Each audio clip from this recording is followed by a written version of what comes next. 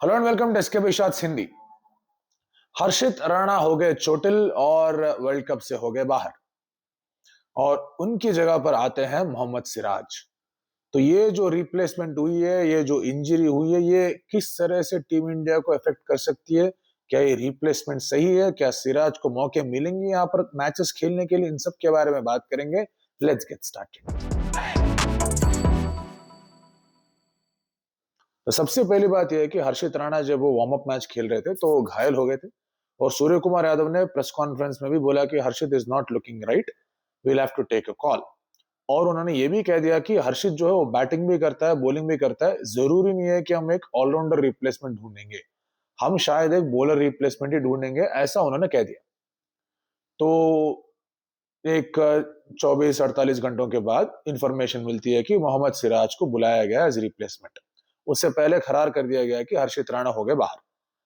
अब देखो, जो बंदा 1.5 साल से टीम इंडिया के लिए खेल रहा है और जहां जहां इंडिया गए वहां वहां गया है, खेला है और थोड़ी गेम में इंप्रूवमेंट भी लाया, काफी सारा इंप्रूवमेंट लाया उसने, उसमें तो कोई शक की गुंजाइश नहीं है। हाँ, थोड़ा एक्सपेंसिव हो सकता है, थोड़ा टेम्परमेंटल इश्यूज हो सकते हैं, थोड़ा बह जाएगा, थोड़ा उसको कूल हेड रखने की जरूरत है, थोड़ा कैरी अवे हो जाएगा, ये सब तो है ही। पर बंदा यंग है यार, 23-24 साल का बंदा है, अच्छा कर रहा है, खेल रहा है, बैटिंग भी कर रहा है और टीम के साथ 1.5 साल ट्रैवल किया उसने।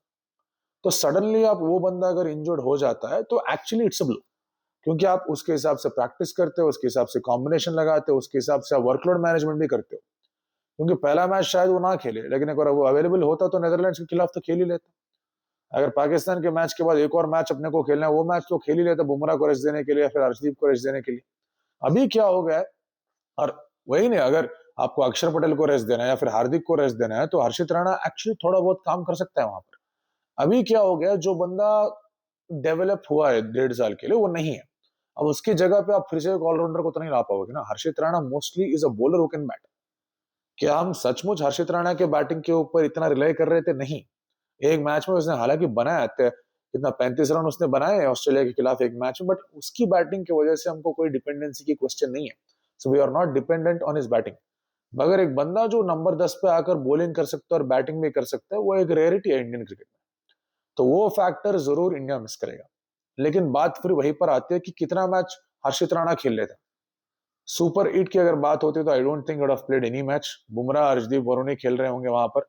तो जो भी मैचेस हर्षित खेल रहा था या फिर खेलने के चांसेस थे, वो स्टार्टिंग के मैचेस है, अनलेस एंड अनटिल किसी और को इंजरी हो जाए।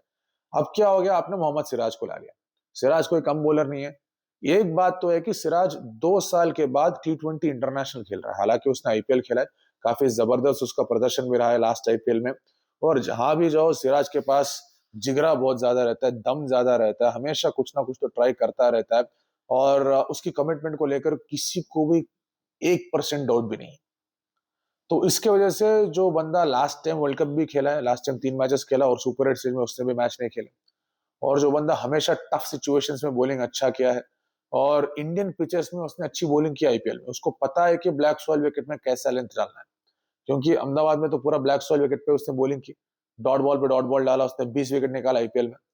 और अगर श्रीलंका जाएंगी वहां भी ड्रायर सरफेस होंगे, और श्रीलंका के खिलाफ तो सिराज, श्रीलंका में और श्रीलंका के खिलाफ सिराज का रिकॉर्ड तो अच्छा ही है। तो इस हिसाब से देखा जाए तो सिराज का जो रिप्लेसमेंट आया है हर्षित राणा के लिए, actually a very good replacement. अब बात सिर्फ यही रहती है कि बुमराह को कितना ऑफ देना चाहिए। अगर बुमराह की ऑफ के बारे में बात कर रहे हो और थोड़े लोगों को अगर गुस्सा आ रहा है तो देखो यार, पैट कमिंस नहीं खेल रहा है T20, जॉश हेजलवुड नहीं खेल रहा है T20, रबाडा भी सारे मैचेस नहीं खेलता, बोल्ट भी सारे मैचेस नहीं खेलता। ठीक है, सबको उनकी इंजरीज और उनके रिकवरीज की पड़ी हुई है। और जो बंदा 2 बार उसको स्ट्रेस फ्रैक्चर हो गया है, बैक पे प्रॉब्लम हो चुका है, रिकवर करके आया है, और वो इंडिया का सबसे बेहतरीन बॉलर है, अगर वो बोल रहा है कि मेरे को मेजर टूर्नामेंट्स खेलने और थोड़े मैचेस में रेस्ट लूंगा, तो दे दो यार रेस्ट, क्या जा रहा है। 2027 वर्ल्ड कप तक बुमराह को जितना बचा के रखना चाहिए उतना बचा के रखना चाहिए, और सिर्फ मेजर मेजर मैचेस में बुमराह को खेलना चाहिए। यहाँ उसके वजह से थोड़ा उसका फॉर्म में गिराव जरूर आया है। वो यॉर्कर ठीक से नहीं गिर रहे हैं, इकोनॉमी में डिप, मतलब अच्छी इकोनॉमी की अगर बात कर रहे हैं तो उस हिसाब से देखा जाए तो बॉलिंग में थोड़ी डिप हुई है। लेकिन बंदा चैंपियन बॉलर है, और चैंपियन बॉलर हमेशा चैंपियन सिचुएशंस में अच्छा ही करेगा।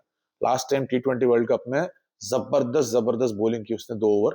सो वो 2 ओवर कोई भी कभी भी नहीं भूल सकता। तो let's hope that Bumrah does well. और उसको अच्छा करने के लिए, ज्यादा एफर्ट देने के लिए 2-3 मैच तो दो बंदे को रेस्ट। और उस रेस्ट में अगर सिराज आकर अच्छा बॉलिंग करते हैं, क्योंकि सिराज भी स्विंग कर सकता है, सिराज की बॉल से भी सीम होती है, उसकी बैटिंग से तो कोई लेना देना नहीं है, वहां तक तो बैटिंग जाएगी भी नहीं। अगर वहां तक बैटिंग है तो हम लोग अच्छे नहीं खेल रहे वैसे भी, तो बैटिंग की परवाह नहीं करना चाहिए। तो मेरे ख्याल में ये अच्छा रिप्लेसमेंट मुझे लग रहा है। आपके ख्याल में क्या ये रिप्लेसमेंट अच्छा है, और हर्षित राणा का जो इंजरी हुई है वो इंडिया को इफेक्ट करेगा? बताइए कमेंट में।